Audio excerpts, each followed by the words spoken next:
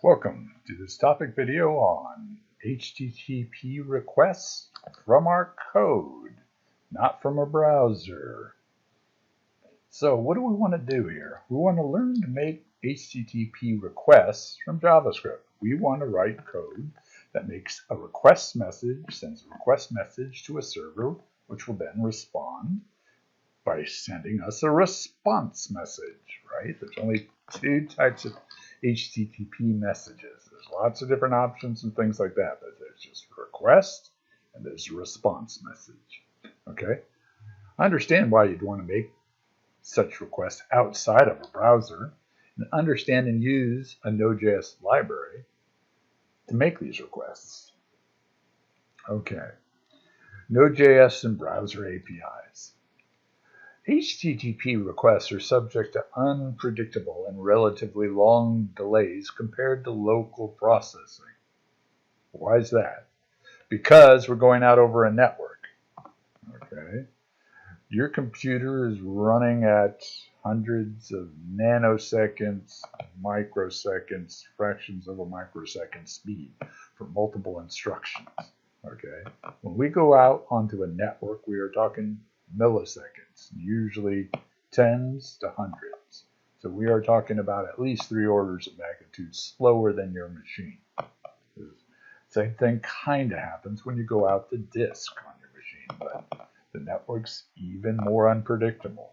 Okay, we don't want to stop all processing and all work for the machine when we do that. Okay, so both, whether we're talking about in a browser or we're talking about in Node, both these interfaces, these APIs, okay, are asynchronous.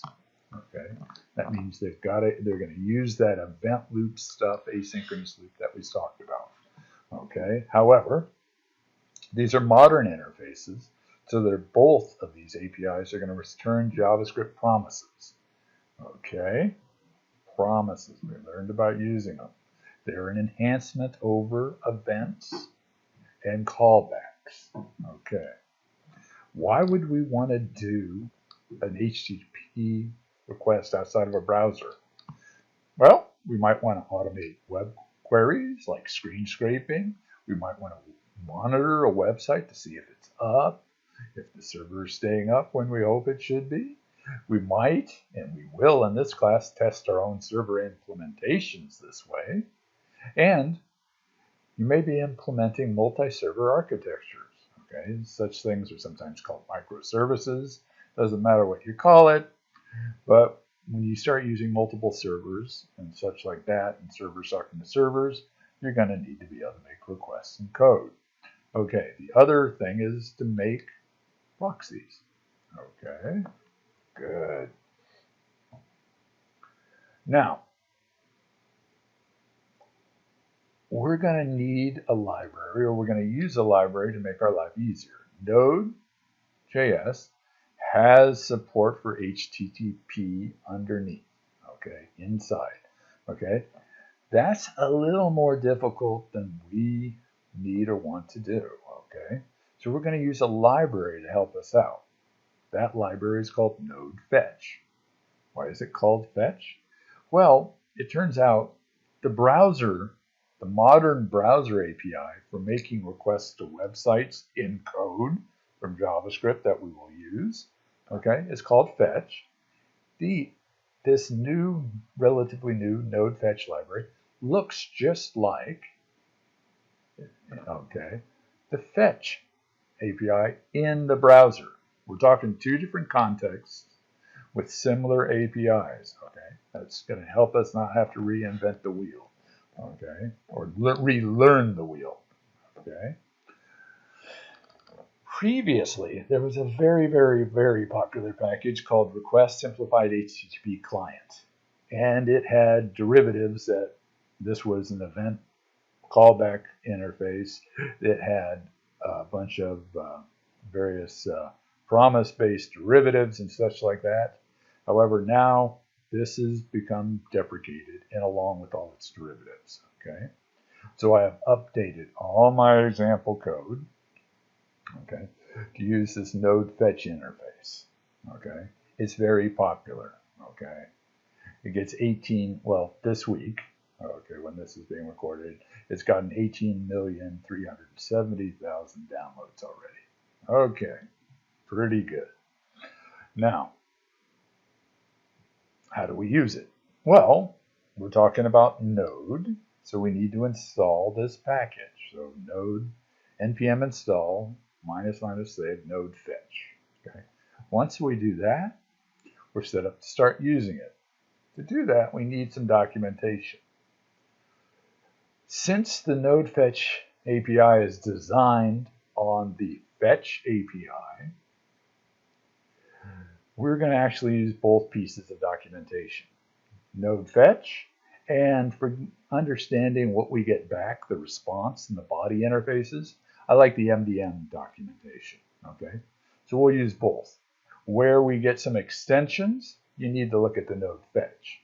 For regular old processing, this is a little bit clearer and shows all the options, all the interfaces. Okay, how do we use this thing? Pretty simple. Fetch, give it a URL. Okay, then you can give it options. Okay, URL is where we're trying to fetch from. Okay, this will return a promise. Okay, a promise for what, Professor? A promise for the response. Fetch is going to help us send a request message to the server. What's the server going to send back? A response message. So we'll get back from fetch a promise for the response. So we've got to learn how to take that apart and check it. Okay, that'll be coming up next. One thing that drives me crazy, particularly when I'm working in the browser with the fetching interface, is this URL. No matter where you are, browser or in Node, has to be an absolute URL. Okay, no relative URLs. And we all know I pound into everybody to use relative URLs as much as possible. You cannot do that here.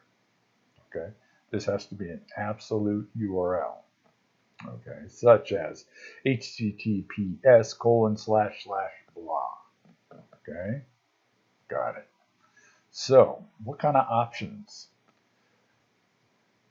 The options that these things take, part of the fetch standard is method. Okay, and we're going to need this if we're going to test out various APIs, because we're going to do more than just gets. We're going to do puts and posts and even deletes and such like that. We may be adding in headers. Why? Because we may have to add in cookies and things like that. Well, we may have to add in bodies for sending things. Okay, the redirect and the signal, not to be worried about for this class. Okay. Similarly, the follow for the redirects and stuff like that. The timeout feature I like to use when we start demonstrating different error conditions. Not in this slide set, but in other slide sets. We're going to set the timeout to something. Okay. Timeout is disabled on 0, but that can take like 30 seconds to timeout as the protocol keeps retrying and retrying. So if we're going to test out failure scenarios, we're going to put this to something like a second or something, 1,000 milliseconds. Okay, this is timeout in milliseconds. Okay, this is straight from the documentation at Node fetch. So let's see how to do this. Okay, we're going to walk through this first slowly. Okay, where you bring in the library, the fetch library, okay, that we're using with the require statement. Now we're going to make a request for a website. The default is a GET request. We're going to go to my website. Okay. Fetch returns a promise. Okay, so I'm going to stick it in a promise. Okay. This promise is for what? The response. So I use the then clause on the promise. Okay. And I hand it a function that's going to do stuff with the response. Okay. First thing I'm going to do is remind myself of response keeps the URL that it was. Okay. It'll have its status and it'll have status text. I know that's real simplistic, but always good to start with the basics. Okay, so let's double check that that's the thing. It's simple. Request less. Yep, it's just these few lines of code. Okay, so let's see what it does. Okay, remember we got a node. Okay, yeah, run the program. Request.js. We got a status of 200. That's good. My website is up and working. Okay, next. What do we want next? We want to get at the body. Okay. From MDN, description of the response body, all these methods, okay, so that is this documentation here, okay, the response and the body stuff all comes together. Response also implements the body interface, okay, and we're going to be concerned with these methods in here. So let's take a closer look. Okay, the response can be quite large. Okay, and particularly, we need to read all that to return something. Okay, so yeah, think about delays. Think about we don't want to block. Okay, so all these methods, okay, take the response stream and read it to completion according to MDN. Hence, they all return promises. Okay. We may want a blob. What's a blob? A binary large object. We may want form data. For us, what we're going to look at is getting the HTML page itself. Okay, that'll be the first one we look at. Okay, but even just to get the page text, we're going to be, oh, we got to get a promise? But I thought you said the response was a promise. Now to get the body, we got to get a promise? So we're talking a promise within a promise, Professor? Oh my God, that sounds so it's not that complicated. Okay, stay calm, stay calm. We are just going to return promise and stuff like that. It's okay. Let's just see the code, read it carefully. Okay, I'm going to break this up in pieces. Okay, so we're going to fetch the website. Okay, our fetch command returns a promise. A promise for what? The response. So here's my response promise. Okay, in my response promise, what I'm going to do is I'm going to work with the response. Okay, what I'm going to do, I'm going to say log what the status text is, and then I say that's the response for this URL. So just so I know where it came from. Now, what did we say? We're going to use that body interface of the response to get at the text. What's that going to do? Oh, that returns a promise.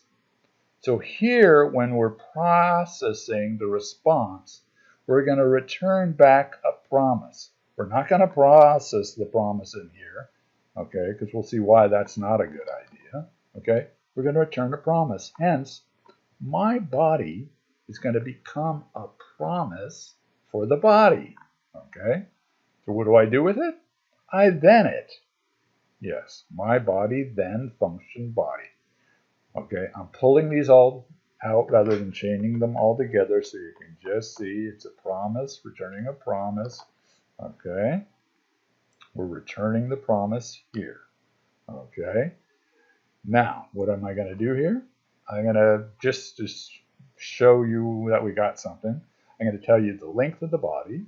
Okay, then this is a long page, so I didn't want to print it all out, so I used an array method, okay, or a string method, okay, to just look at a portion of the body, the first 100 characters, okay, okay, that's all I'm doing there. So this is in the file, let's see, body, something. Node body request. Okay.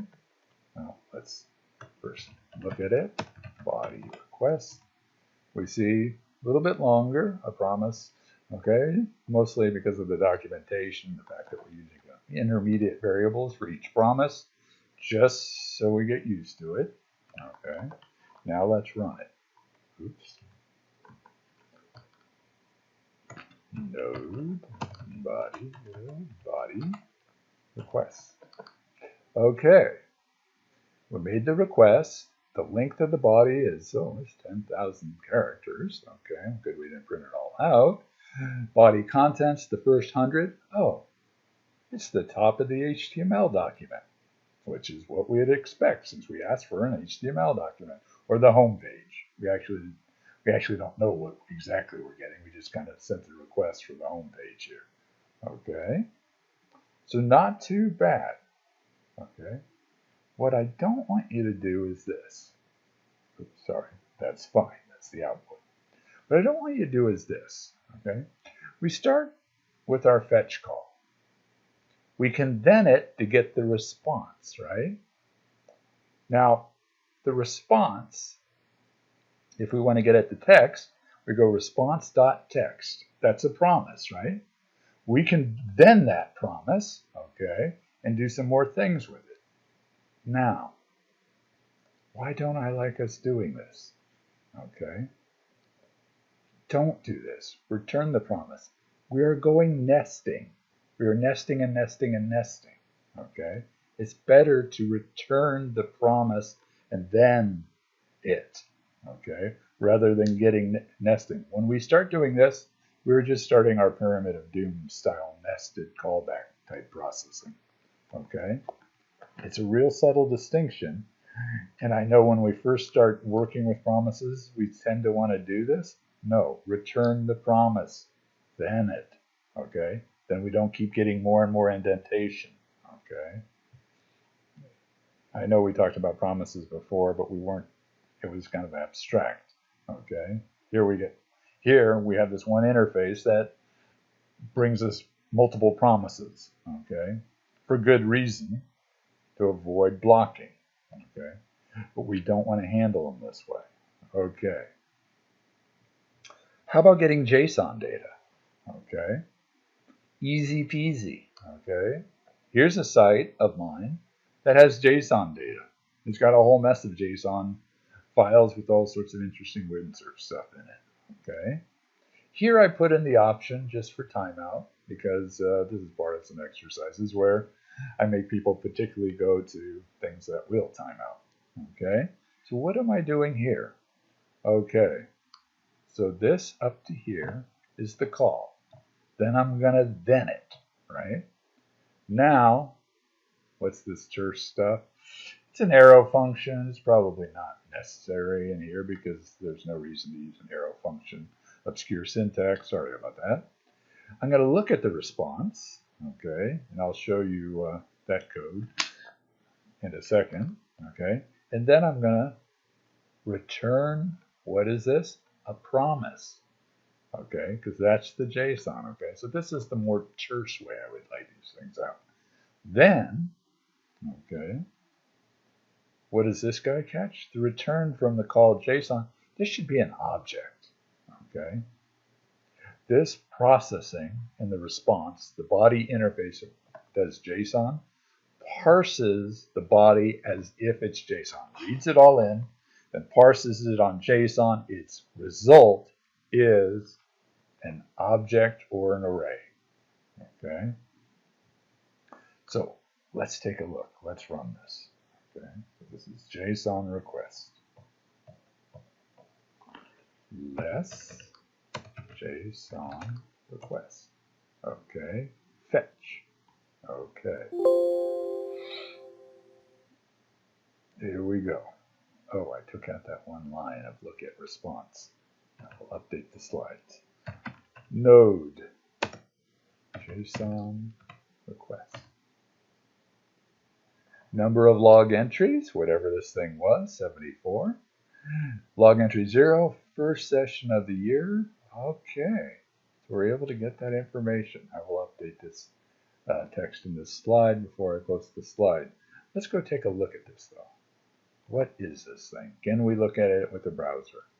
Well, maybe not an ordinary browser, but a browser that's been used by a developer will have some developer tools installed.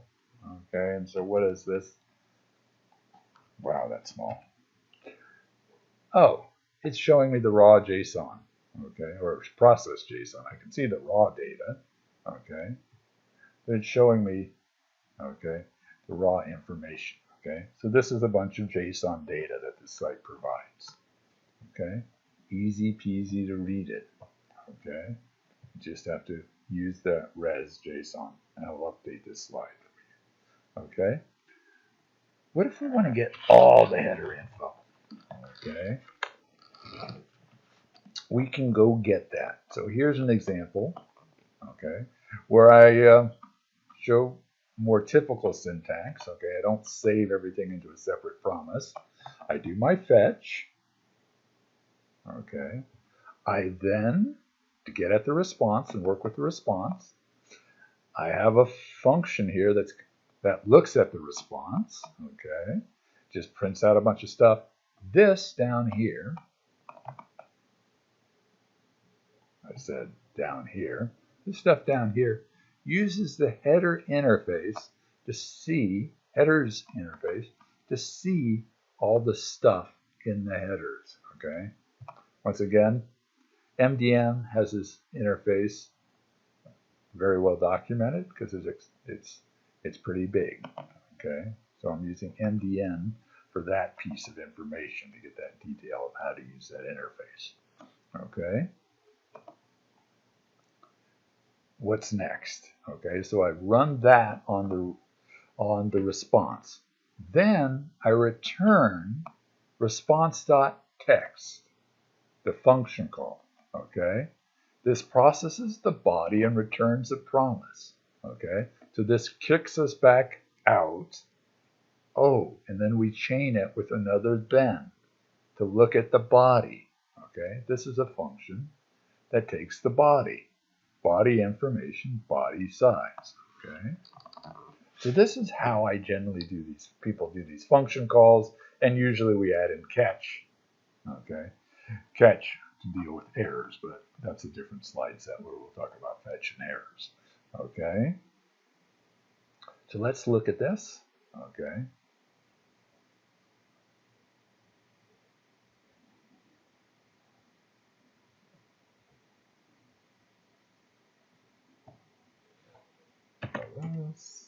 Okay.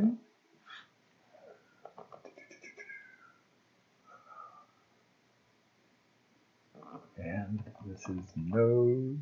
Let's just take a look. Less student requests. Okay, so here we got the fetch. Here we've got the fetch. Here's the helper function. Look at responses. Look at body. Okay. So I'm going to try running this now. Node student responses. What do we get here coming out? Status, code, then headers, connection, content encoding, content type, text HTML, dates, last modified, it hasn't been modified for a little bit, transfer encoding, whatever that means, okay, and then I get into my body information. Oh, look, we can even see my hosting service is using the Nginx server, okay. Then we have some body information, which is what I did in the look at body, okay. So if we need to get into all the headers and stuff like that, they're available, just like there's extra body processing and such like that, okay.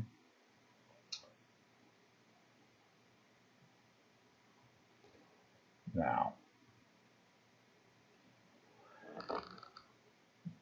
we usually are going to do more than one request, okay. So this is where we start getting some payoff from bothering with promises. First of all, since we knew about promises, we didn't have to start going down that, and we know how to properly use promises, we didn't have to start going back that callback pyramid of doom where we start nesting and nesting. We knew we could return a promise, okay. Let's use promises to control multiple requests. What are the most common scenarios? We need to make a bunch of requests to servers one at a time, because whatever we're going to do depends on what we get back from the server, so we can't do them in parallel. On the other hand, we may have cases where we want to send off a bunch of requests in parallel. Okay, send them all out and let them work in parallel. Whenever they come back, fine. Okay, we don't want them one at a time because that would take longer. Okay, in yet another scenario, we might send out a bunch of requests, and as soon as the first one arrives, we're done and we'll cancel the other requests that go out. Okay, there's actually a way to do that. Okay, so this is when we're trying to be optimum about time and such like that. Okay, that's what these two cases are about. Okay, so how do we do this? How do we go three in order? So here I have three websites.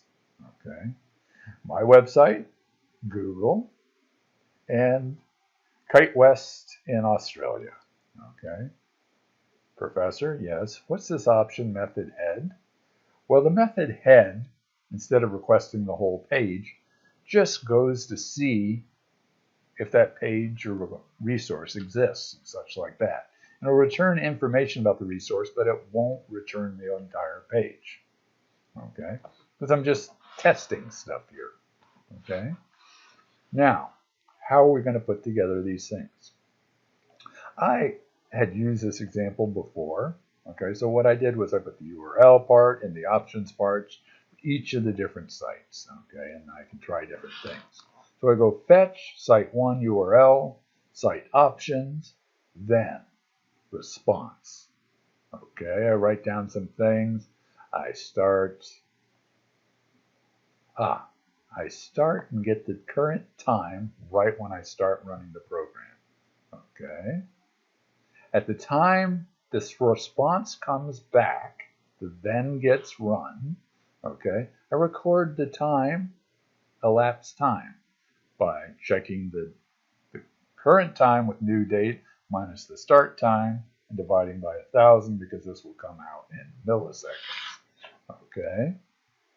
So then I'll report the status and the elapsed time. What am I going to do to make sure I do these things in order and also avoid nesting? Is I'm going to return a promise to go get the next site. Okay, so I'll fetch the next site. I'll return that next site. This is how I'm going to make sure I do this in order. Okay, notice then, this is going to be the resource for the second site, which is Googly Goo, right? Google. Okay. Okay. When I'm done with that site, I'm going to go and fetch the next site. Okay. I'm going to return it so I can keep from getting nested, like we saw in our event callback stuff. Okay. So this is how I can make 3 requests in order. Okay. I want them in this particular order. Why? Because it's a demonstration. Okay. But there are better reasons, okay, than a demonstration. There are real reasons out there. Okay. So let's go look at this code. Okay. Less 3 in order .js. Okay, so we see that code there. It's all that code. Okay, good. Node 3 in order .js. Grotto status time 0.354 milliseconds. Okay, so 300 milliseconds.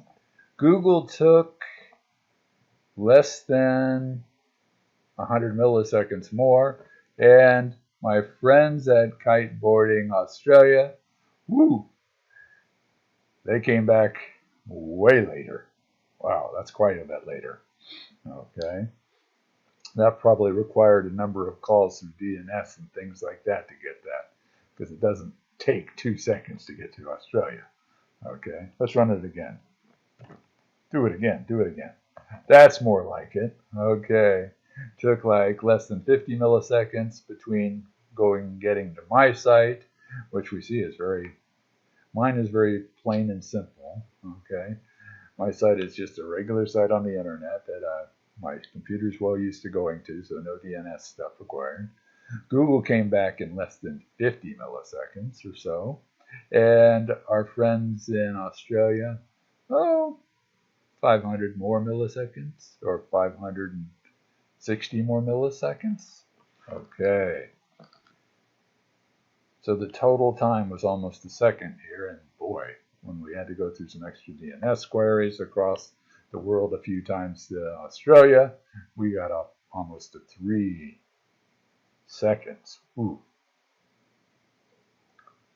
What if I just want all the information, but I don't need them in order? That's more realistic for this one. Okay, I'm just going to check to see how long it takes to get each of those sites. I don't really need to do one after another. Okay, same basic information here. What we're going to do now is going to fetch each site, stick it in a separate promise. Okay, fetch into P1, fetch the second site into P2. Same site, so it's my site, Google, and Kite West Australia. Okay, that's in Western Australia. It's very fun there. Okay, and so we've gotten the 3 promises. Okay, now what do? Is I construct a new promise. Promise all. Okay, which takes an array of promises and resolves when they're all done. Okay, so I'm going to get one time. I'm going to get a total all finished time. Okay, so let's take a look. So 3 in parallel. Node 3 in parallel. Total time for all, okay, was 0.6 seconds. Okay, Google was done in 1.03 seconds.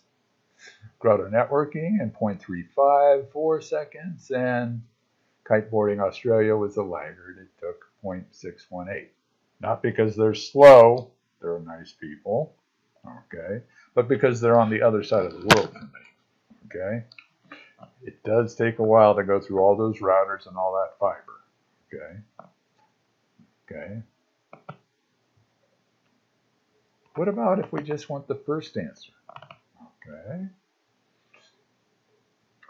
Let's look at that. Same basic setup all the way to here. Okay. We build an array of promises, but now instead of saying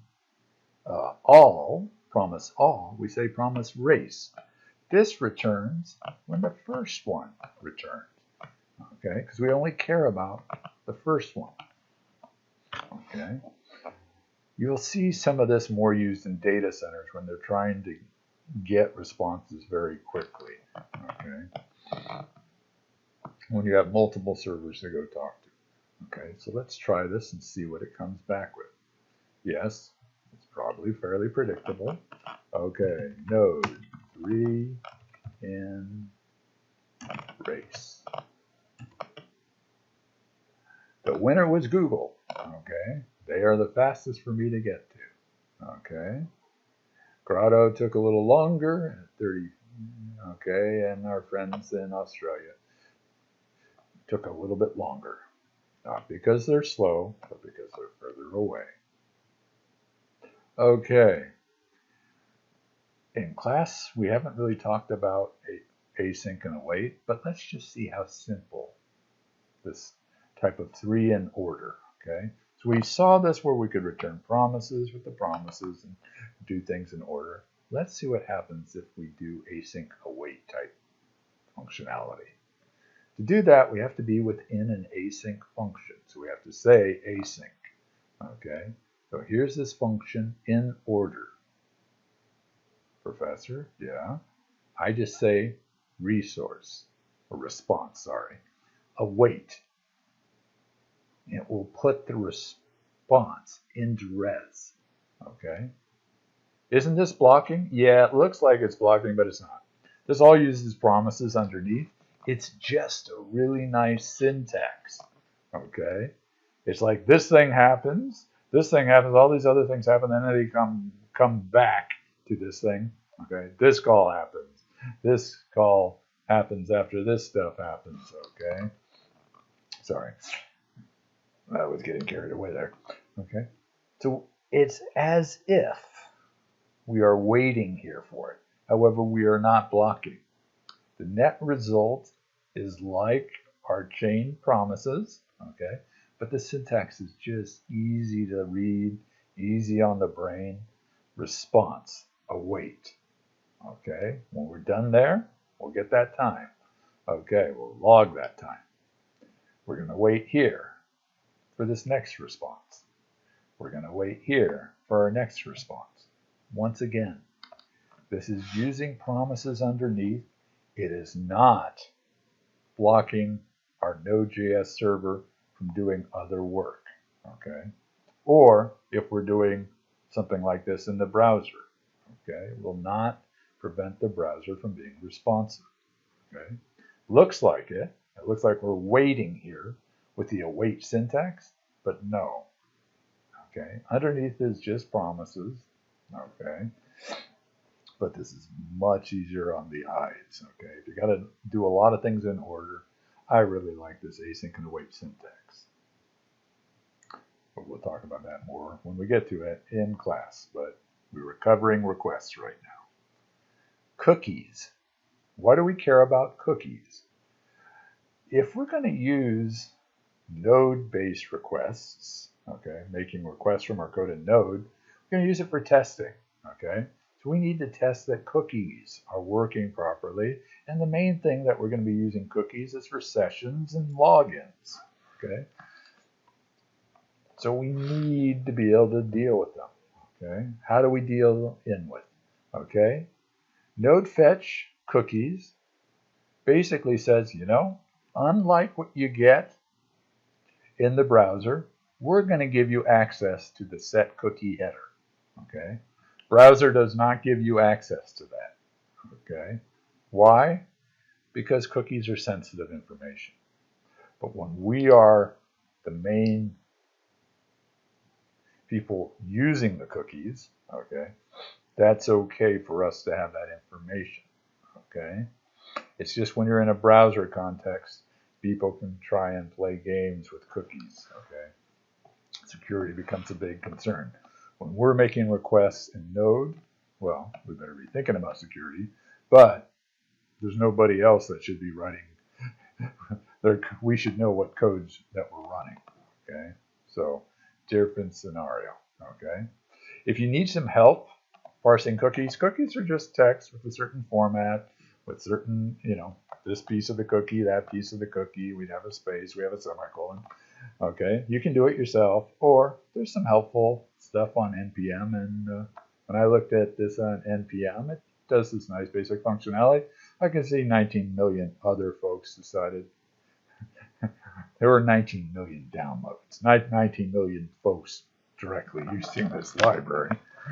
It's because these libraries get used in places where they're used in servers. Those servers get created multiple times over. That's how you get those kind of download numbers. Okay. So how do we use it? Okay. How do we inspect a cookie? Okay. Cookie request. Okay. Bring in node fetch. Choose a URL you want to look at. Could be one of your own. Could be Facebook. Here we're just using Google. Okay. So cookie requests. Let's take a look at what we get back. Okay. Node cookie request. Okay. And we see what I did. Went and talked to Google. Got on 200 status code. Okay. Then we start seeing details of cookie strings. Okay. Now you're going, well, that's nice, Professor, but like I have to separate the expires from the value and the path and all these different things. Yeah. So if you don't want to do that, you can go to our friends that have that library I pointed you to, that 19 million downloads. Okay, can use that library, okay, to take a look. Okay, so this is cookieparse.js. Okay, so let's take a look. Node cookieparse.js. Okay, now we get nice objects that have the name of the cookie here, its value, expiration, path, domain, and whatever other features are on it. Okay, so those are examples. Okay, we're going to need that when we do our testing. Why am I bringing it up here when we haven't yet talked about cookies? Because this is where I'm talking about requests, making requests from Node. All right, let's do some coding.